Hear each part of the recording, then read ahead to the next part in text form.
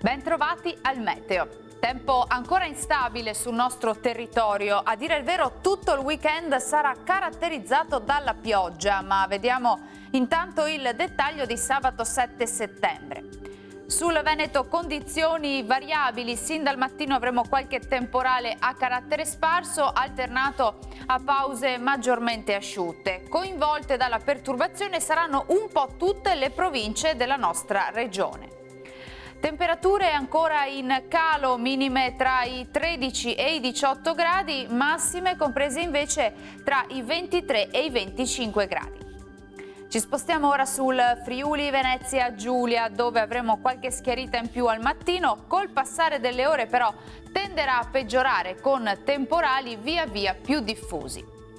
Temperature invariate, minime tra i 16 e i 20 gradi, massime comprese tra i 23 e i 24 gradi. Uno sguardo infine al Trentino Alto Adige, dove la situazione sarà pressoché simile, il tempo sarà spiccatamente instabile con rovesci localmente anche forti.